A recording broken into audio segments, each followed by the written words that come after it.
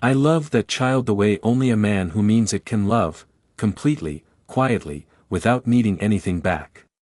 And the whole time, every birthday cake, every school morning, every bedtime, my wife sat across that dinner table and watched me do it.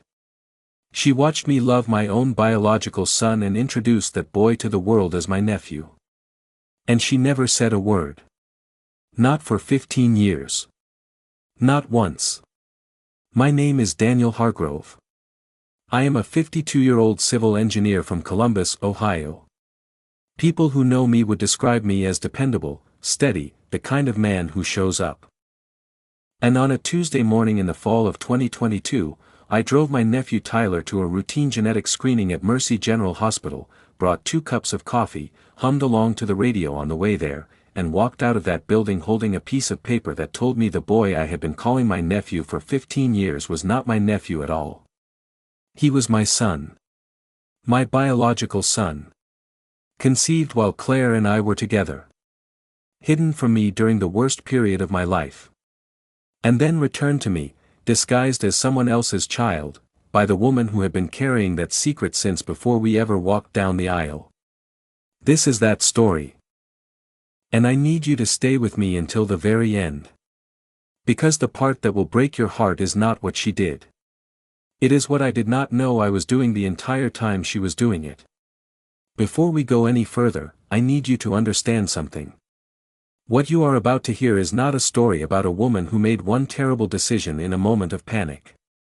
This is the story of a woman who made a series of deliberate choices, across years, across circumstances, across the full length of a marriage, and then sat with those choices every single day and chose, again and again, to say nothing. There are 3 questions that are going to carry us through everything that follows. The first is this: how does a woman discover she is pregnant, choose to hide that pregnancy from the man she loves, give birth alone, and then, months later, bring that same child back into her life as someone else's? The second question is this: what does it do to a man when he finds out that the cruelest chapter of his life, the breakup, the rumors, the months he spent blaming himself, was also the chapter in which the woman he loved was quietly carrying his child and saying nothing? And the third question, the one that kept me awake every night in that Holiday Inn, is this: when a 15-year-old boy finds a piece of paper on his mother's printer and reads what it says, what does he do next? Stay with me. Every single one of those questions gets answered before this story is done. Before we go any deeper, tell us in the comments where you are watching from right now. We love hearing from our community all around the world. And if this story is moving you the way we believe it will, please take 1 second to subscribe to this channel. It will cost you nothing. And it means absolutely everything to us to know that you are here. To understand what was taken from me, you first have to understand who I was before any of this happened. I grew up in Dayton, Ohio, the oldest of 3 children. My father, Robert Hargrove, left the family when I was 9 years old, not with a fight, not with a dramatic exit, but with a packed bag and a promise to be back soon that none of us ever heard kept. My mother Margaret worked double shifts at a commercial laundry facility for 11 years to keep 3 children fed, clothed, and in school. I watched every one of those years from the hallway, from the kitchen, from the chair beside the front door where I used to sit on the nights she came home after midnight. I made a decision at around 12 years old, standing in that kitchen on Grafton Avenue watching my mother eat leftover rice because there was nothing else in the house. I decided that when I became a man, I would be the kind of man my father was not. The kind who stayed. The kind who showed up. The kind who did not leave when things got hard. I kept that promise to myself every single day of my adult life, and the tragedy of this story is that the very thing that made me who I am was the same thing that made me so easy to deceive. I graduated from Ohio State in 1993 with a civil engineering degree I had worked for on a scholarship I had earned the hard way. I built a career at a construction company in Columbus, starting at the bottom and working my way to senior project lead over a decade of early mornings and late site visits. I was not a flashy man. I drove a used truck. I lived in a modest house in Worthington, Ohio. I coached youth baseball on Saturday mornings because someone asked me to and I didn't know how to say no when something needed doing. My best friend was a man named Marcus Webb. We had met freshman year at Ohio State, two boys from working-class Ohio backgrounds who became brothers in the way that only the best college friendships can make people brothers. Marcus had gone into commercial contracting, settled in Cincinnati, built a solid life of his own. 28 years after we met in a dormitory hallway, we were still talking every single week. I trusted Marcus with everything. With my fears, my finances, my doubts, my plans. We will come back to Marcus. His role in this story is not what you might expect, but it is not a small one. Claire Sutton came into my life at a fundraising dinner for the Columbus Children's Hospital in the spring of 1998.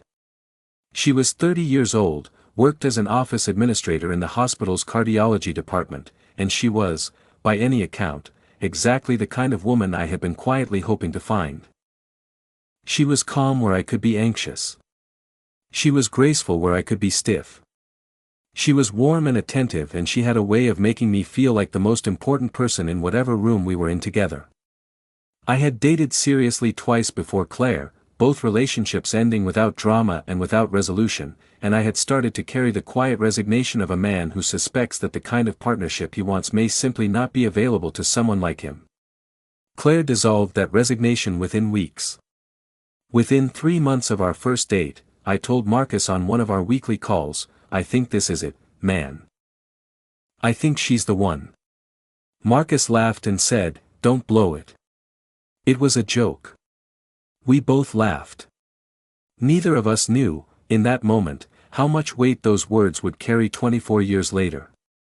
By the spring of 1999, 1 year into our relationship, Claire and I were deeply committed. We spent most weekends together.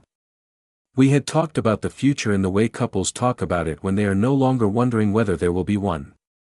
We were in love.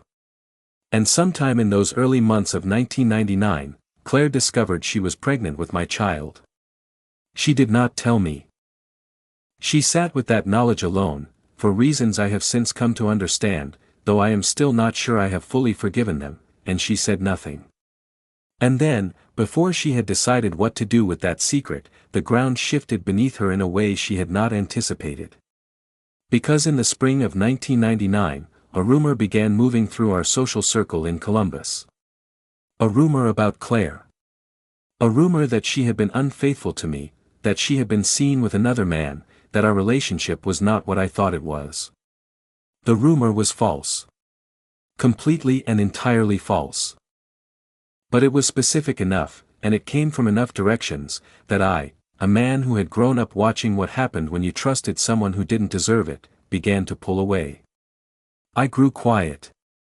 I grew distant. I asked Claire about it once, carefully, and she denied it. But the damage was already moving faster than the denial. By the summer of 1999, Claire and I had broken up. And Claire was pregnant with my child. And she was completely alone. What happened next is the part of this story that divides people most sharply. Because I have sat with this long enough to know that there is a version of Claire in the summer of 1999 that deserves some measure of compassion. She was a 31-year-old woman, newly single, carrying a child whose father had just walked away from her, not out of cruelty, but out of a rumor he had been too wounded to fight through. She was alone. Her parents had both died years earlier. Her social circle was largely entangled with mine, which meant that turning to friends meant turning to people who were already choosing sides based on a lie someone else had told. What she did in those months, carrying the pregnancy quietly, arranging private care, making decisions that would echo for the next 20 years, was not the behavior of a woman acting from strength.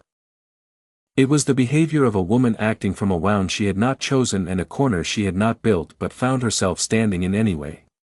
That is the compassionate reading. And it is a real reading. But it is not the only one. Because Claire also had choices. She could have called me and told me she was carrying my child. She could have sent a letter, left a message, found a way to put that information in front of me, whatever the state of our relationship, whatever the pain between us. I had a right to know. She decided, alone, that I did not.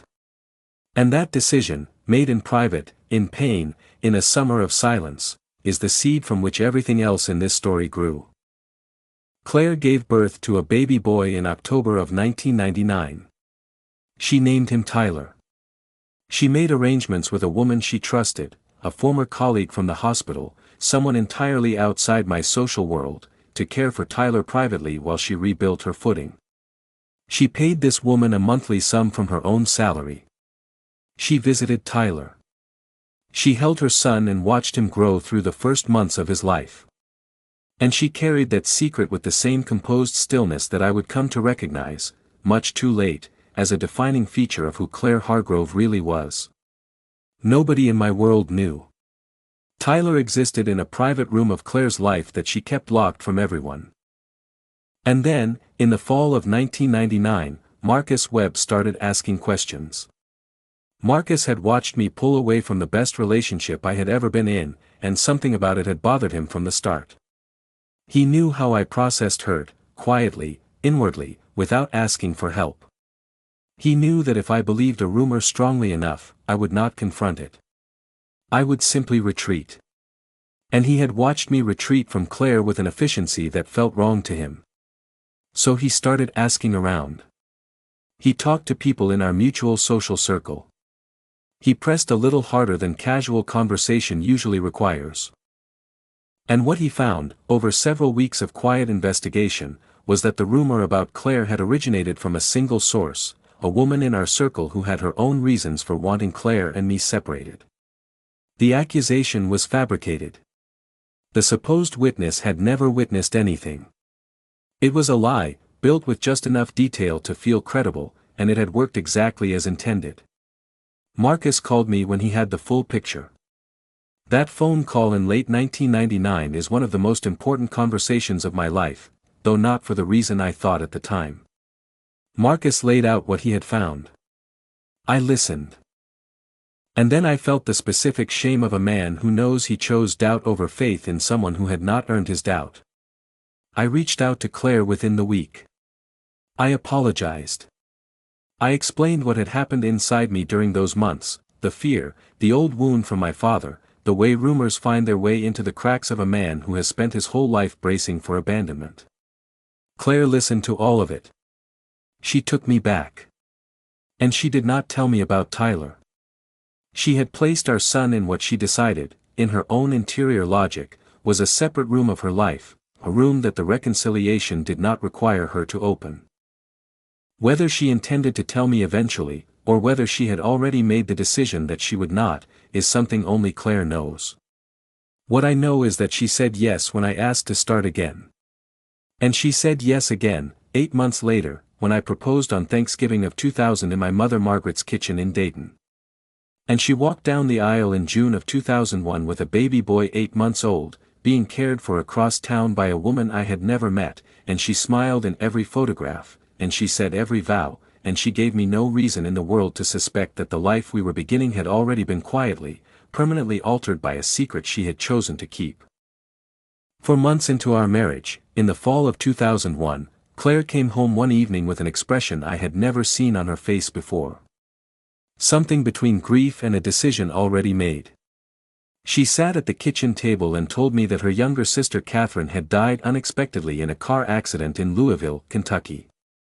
I had known vaguely of Catherine. Claire had described their relationship as distant and complicated in the way siblings sometimes are after parents are gone. I had never met her. There were no photographs.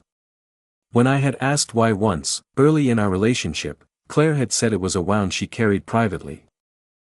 I had let it go, the way I always did with her private wounds, because I was the kind of man who did not press. Now Catherine was gone. And she had left behind a baby boy, just 12 months old, with no father named on the birth certificate and no family willing or able to take him. Claire said the baby was in temporary care in Louisville and that without a family member stepping forward he would enter the foster system within days. And then she looked at me and said, I cannot let my sister's child go into the system. I did not make a list. I did not call a lawyer or ask for a week to think. I looked at my wife and said, then we bring him home. I drove to Louisville that weekend. I carried a car seat I had bought the day before. I brought Tyler back to the house in Worthington on a Sunday evening in November of 2001, and I set that baby down in the spare bedroom I had spent Saturday painting, and I looked at him for a long moment, and I said, to nobody in particular, "Welcome home, buddy." I did not know, standing in that room, that the child I was welcoming home had been born to me. I did not know that the woman who had asked me to open my home had been carrying this plan since before she said yes to my proposal. I was just a man in a freshly painted room, welcoming a child because that is what I knew how to do. What followed over the next 15 years is one of the most quietly extraordinary things I can say about my own life, though I did not know it while it was happening. Tyler grew from an infant into a young man who was, by any measure, remarkable. Smart, curious, athletic, funny in the way that only people with good instincts are funny, not performing it, just landing it naturally in the middle of a real moment. He played baseball from the age of 6. I coached him for 6 of those years. He had a gift for mathematics that I found privately delightful, though I never made it a source of pressure. And he had my jawline, a narrow, angular jaw that gave both of us the same look of quiet concentration when we were thinking hard. People mentioned it sometimes. Neighbors, parents at his games, my mother's friends at family dinners. They would look at Tyler helping me with something in the yard and say, "That boy is so much like his uncle." And I would feel something warm that I could not fully name and go back to whatever I was doing. I was feeling something true. I just did not have the right word for it yet. I paid for Tyler's school supplies every year without being asked. When he was 7 and needed hospitalization for a serious respiratory infection, I took out a personal loan against the house and paid the medical bills without a word of complaint. I told him when he was old enough to understand money, "You don't thank family for showing up. Showing up is just what it is." I drove 45 minutes to every one of his away baseball games and sat in those bleachers with a thermos of coffee and his team schedule folded in my breast pocket. In 15 years, I missed exactly one of his games, a Thursday night in October of 2018, when a work emergency in Cleveland kept me away. I called him on the drive home and talked through the entire recorded game play-by-play until he was laughing so hard he could barely speak. He told his friends about it the next day. Claire watched all of this. Every game I drove to. Every school morning I packed a lunch for. Every hospital visit.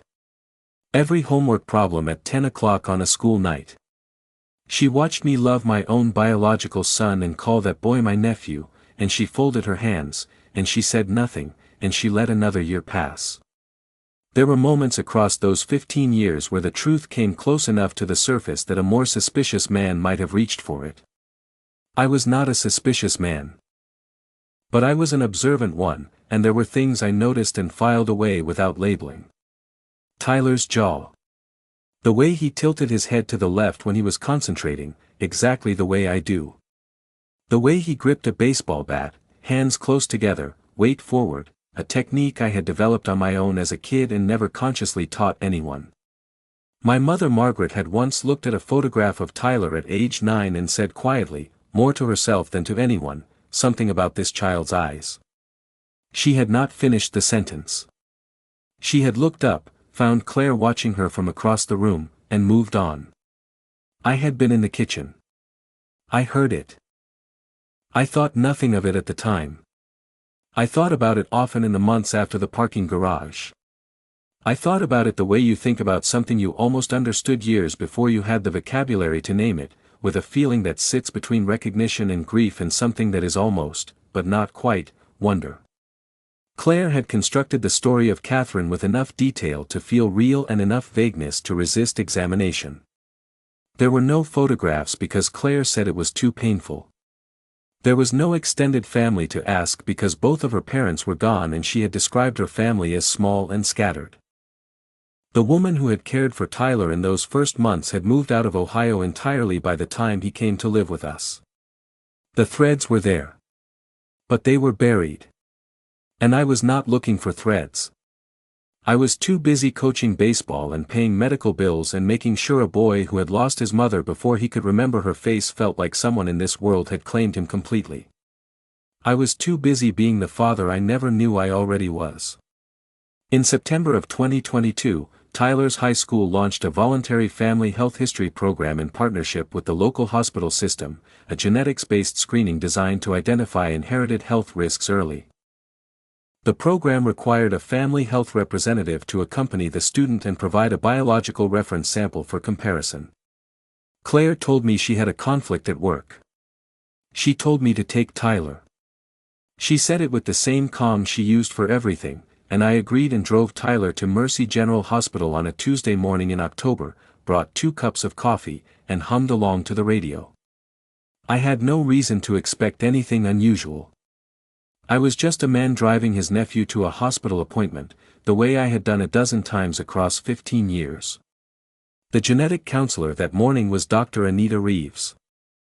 She was thorough and experienced, and she had no way of knowing, when she pulled up the comparison results on her screen, what she was about to set in motion. She looked at the markers. She looked at her screen for a moment longer than the review usually takes. Then she looked up at me and asked me to confirm my relationship to the patient. I said, "I'm his uncle. His mother's brother-in-law." Dr. Reeves nodded slowly. She turned her screen slightly toward me. She said, carefully and precisely, "Mr. Hargrove, these genetic markers are showing a first-degree paternal relationship. Biologically, you are not this child's uncle. You are his father." I heard the words. I understood each one individually. I could not assemble them into a sentence that fit inside the life I had been living for the past 21 years. I thanked Dr. Reeves. I walked to the waiting room. I told Tyler, who was on his phone, that we would need to come back another day to finish the paperwork. I walked to my truck in the parking garage. I sat there for 2 hours and 6 minutes. I know the exact time because I was still holding the parking ticket when I finally started the engine. The rain was coming down on the windshield.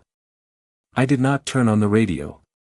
I came home that evening and did something nobody who knew me would have predicted. I said nothing. I made dinner. I sat at the table with Claire and Tyler and listened to Tyler work through a problem with a geometry proof. I helped him find the error in the second line and watched him slap the table and laugh when he saw it. Claire poured herself a glass of wine. It was an ordinary Tuesday evening. It was the last ordinary evening I would ever spend inside that house. I lay awake that night running not the genetic mathematics, Dr. Reeves had been clear enough about those, but the human mathematics. What it meant. What it would take to prove it beyond any possible argument. What I was going to do when I had that proof. I ordered a private DNA testing kit online the following morning, addressed to my office under a slight variation of my name. When it arrived a week later, I took Tyler's toothbrush from the upstairs bathroom, sealed it in a collection bag, swabbed my own cheek, and mailed both samples from a post office on the other side of Columbus. I waited 10 days. I went to work. I sat at dinner. I coached practice. I did not look at Claire any differently than I ever had. And if she noticed anything, she did not show it. Which was, in itself, a kind of answer. The result arrived in my email at 7:18 on a Wednesday morning while I sat in my truck in the company parking lot. Paternity probability, 99.97%. I was the father. Tyler was my son. I had known this since the parking garage. But seeing that number, that specific, clinical, unarguable percentage, made something final in me that had not quite been final before. I sat in that truck for 20 minutes. Then I walked inside and spent the day reviewing structural drawings for a bridge project in Dublin, Ohio, because the world does not stop for the things that break us open. I had always known that. I had known it since I was 9 years old watching my father pack a bag on Grafton Avenue. The world does not stop. You just have to decide what kind of man you are going to be when it keeps moving. I waited until Tyler had left for school on a Friday morning before I came downstairs. Claire was at the kitchen sink. I poured myself a cup of coffee, walked to the counter, and placed the DNA results down without a word. She turned around. She looked at the paper. She looked at me. And what happened next, in this moment I had been preparing for across 10 days of silence, was not what I expected. Claire did not collapse. She did not fall apart or beg or disappear behind tears. She sat down at the kitchen table with the same composed steadiness she had carried through 20 years of a secret life, and she said, "I can explain this." I pulled out the chair across from her and sat down. I said, "Then explain it." What followed was 2 hours and 40 minutes that I have never fully recounted to anyone. What I can tell you is this: she told me about the pregnancy she had discovered in early 1999 while we were together. She told me about the breakup, the rumor, the months she had spent alone and pregnant without me. She told me she had considered telling me when Marcus brought us back together, that she had sat with that decision for weeks. And she told me that she had ultimately decided the reconciliation was too fragile, that my guilt and her pain were too tangled together, that bringing a baby into that particular moment would have ended us before we had a real chance to begin again. She said she had told herself she would find the right moment later. She said the right moment never came. She said the word love more times in those 2 hours and 40 minutes than she had in the previous 5 years combined. I listened to every word. I did not interrupt. When she finished, I was quiet for a long moment. Then I said, "You took the choice away from me. Every choice. Whether to know my son. Whether to raise him as my son. Whether to be there when he was born. You made every single one of those decisions alone and told me none of them. And you watched me love him for 15 years and call him someone else's child, and you let me do that. That is not love, Claire. That is control." I picked up my keys. I drove to a Holiday Inn on the west side of Columbus. 3 weeks later, my attorney filed for divorce. Now I need to talk about Marcus Webb. Because Marcus's role in this story is not what you might assume. He was not involved in the conception. He did not know about Tyler's existence until Tyler was already living in my house. But what Marcus did know, and when he knew it, still matters enormously. When Claire and I reconciled in late 1999, she had a private conversation with Marcus. She told him about the pregnancy. She told him she had given birth, that the baby was being privately cared for, and that she intended to bring the child into our lives eventually through a story she was constructing. She did not ask his permission. She told him as a statement of fact. And she said one thing to him that Marcus has never been able to fully explain away. She said, "If Daniel ever finds out, it will come from me. Not from you. Do you understand?" Marcus said yes. And then he stood at the altar as my best man in June of 2001 and watched me get married and said nothing. He attended every birthday party. He sat at every holiday dinner. He watched me take out a loan against my house to pay Tyler's medical bills. He watched me keep a baseball schedule in my breast pocket for 6 years. And he carried that secret the way a man carries something he knows will eventually crush him, carefully, in silence, hoping the day of reckoning arrives after he has found a way to live with himself. That day arrived in the fall of 2022. I called him. Not to ask for an explanation. Just to tell him I knew. Marcus did not deny it. He said, "I'm sorry, Daniel." I said nothing back. I hung up the phone. I did not return his calls for the next 11 months. Some friendships end with a fight. This one ended with a silence so total it had its own weight. 3 weeks into the divorce proceedings, Claire's attorney filed a motion to restrict my contact with Tyler. The legal argument was this: I had no formal guardianship status. The paperwork that had brought Tyler into our home, built on the story of a deceased sister and a fabricated family relationship, had never established me in any legal role beyond that of an involved adult relative. In plain terms, the same lie Claire had constructed to bring Tyler into my life was now the instrument she was attempting to use to remove me from his. It was, by any honest assessment, the most revealing thing she did across this entire story, more revealing, even, than the original concealment. Because the original concealment could be argued to have come from pain and fear. This motion came from pure strategy. It was filed within days of the divorce papers. It was designed to use my son as leverage. And it failed. My attorney filed immediately for legal paternity establishment based on the confirmed DNA results. The Franklin County Court reviewed the case. 99.97% is not a number that family courts require much time to consider. The motion was denied. The paternity was confirmed. And the fabricated death certificate and supporting documents became the subject of a separate legal inquiry that, as of early 2024, had not been closed. 6 weeks after I moved out of the house in Worthington, there was a knock on my hotel room door at 7 in the evening on a Wednesday. I opened it and found Tyler standing in the hallway with a backpack over one shoulder and red eyes from crying. He had taken the bus across Columbus. He had not called ahead. He came inside and sat on the edge of the bed and neither of us spoke for a moment. Then he reached into his backpack and pulled out a folded piece of paper and placed it on the bed between us. It was the DNA results. Claire had left them on the kitchen printer. Whether that was carelessness or exhaustion or something she had decided without fully deciding, I still cannot say. Tyler had found them 3 days after I moved out. He had carried them in his backpack every day since. He smoothed the paper with the flat of his hand and looked at me and said, "I need you to tell me if this is real."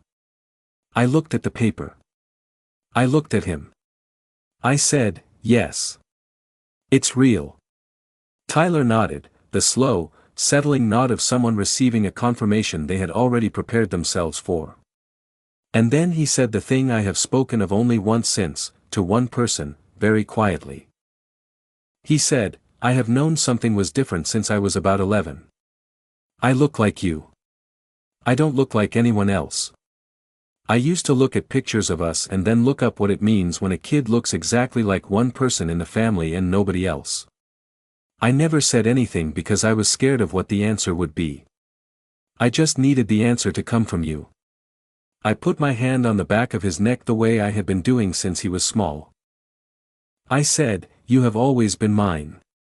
We ordered room service pizza that neither of us ate very much of and we talked, really talked, without pretense or performance, the way a father and a son talk when all the distance between them has finally been accounted for. It was the best conversation of my life. The divorce was finalized in the spring of 2023. My paternity was confirmed by the Franklin County Court in January of that same year. Tyler, who turned 16 that spring, made no dramatic public statement about any of it. He did not announce anything on social media. He did not perform his feelings for an audience. He simply, quietly, began introducing me differently. Not as Uncle Daniel. As his dad. The first time he did it, standing at a teammate's front door before a team dinner in March of 2023, turning to his teammates' parents and saying with complete ease, "This is my dad," I had to look away for a moment and collect myself. I pressed my lips together. I looked back. I walked through the door. That was enough. That was more than enough. It was everything. Claire moved to Pittsburgh following the settlement. The legal inquiry surrounding the fabricated documentation remained open as of early 2024. Marcus sent me a handwritten letter in the summer of 2023, 3 pages long. I read it twice. I have not responded to it. Some distances cannot be crossed by a letter, no matter how many pages it runs. Some trusts, once broken at the foundation, do not rebuild on the same ground. I understand this. It is not bitterness. It is simply accuracy. I am a man who deals in accurate measurements. I have spent my whole career building things that need to hold weight. I know what a compromised foundation looks like. There is a question at the center of all of this that I want to leave you with. Not whether what Claire did was wrong, that question has a clear enough answer. The question is this: what do we do with the love that was completely real, inside a story that was built on a lie? Because here is what is also true. Tyler grew up in a house where he was loved without condition.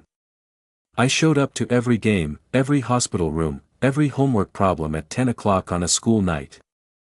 I took out a loan against my house. I kept the schedule in my pocket. I called after the game I missed and talked through every play by memory until he was laughing too hard to speak. None of that was performed. None of it was strategic. I loved that child with every honest piece of myself I had, and the fact that someone else constructed the circumstances that placed us together does not make the love less real. It makes the theft more serious. Because what Claire stole from me was not only the truth about my son. It was the right to have chosen it. The right to have walked toward Tyler with my eyes open, knowing who he was, knowing what I was doing and why, making the decision as a free man rather than a man whose choices had been quietly, permanently made for him by someone else. She took that from me. And she watched me every day for 15 years and she let me live without it. That is the weight of this story. I said one thing about all of it to the one friend who stood beside me through the hardest months. I said, I don't need to forgive what she did. I just need to make sure Tyler never has to carry it. I am doing that. One practice at a time, one phone call at a time, one conversation at a time. Showing up. That is what I have always done. That is what I will always do. It is, in the end, the only part of this story that belongs entirely to me. In 2023, a major study published by one of the leading genetic testing platforms in the United States estimated that as many as 1 in every 17 men who take a paternity-related DNA test discovers a result inconsistent with what they had been told. That is not a small number. That is millions of families, across every state and every income level and every kind of life, carrying versions of this story in silence. Some of them will never know. Some of them already know and have chosen not to act. And some of them will find out on an ordinary Tuesday morning when the truth walks through a door they did not open and stands in front of them with nowhere left to hide. What my story asks of all of you is not a simple question. It is not as easy as saying Claire was wrong, she was, deeply, or that I deserved better, I did. What this story asks is something harder. It asks, what do we owe each other when we are in pain? What do we owe the people we love when the truth we are carrying would change everything? And what do we owe the children who arrive in the middle of our choices without having made any of their own? Tyler is 17 years old now. He plays varsity baseball. He is good at mathematics. He has my jawline and my grip on a bat and my way of tilting his head to the left when something requires his full concentration. He calls me his dad. He has been calling me that for nearly 2 years now, and each time he does, I feel something I still do not have a completely clean word for. Not happiness exactly. Not relief. Something older and quieter than both of those things. Something that feels, more than anything else, like arriving somewhere I was always supposed to be. We want to hear from you. Drop a comment below right now and tell us, do you think Claire made her decision from pain, or from control? Do you believe there was ever a right moment for her to tell the truth, and if so, when was it? And what about Marcus, the best friend who knew, who stood at that altar and said nothing across 22 years of friendship? How do you hold him in this story? There are no easy answers here and we know that, which is exactly why we want to hear yours. If this story moved you, and we believe it did, please leave a like on this video right now. It takes 1 second and it tells us that this kind of storytelling matters to you. And if you are not yet subscribed to this channel, this is the moment. We are here every single week with stories that deserve to be told, stories about the people who carry impossible things and the moments when the truth finally, always, finds its way home.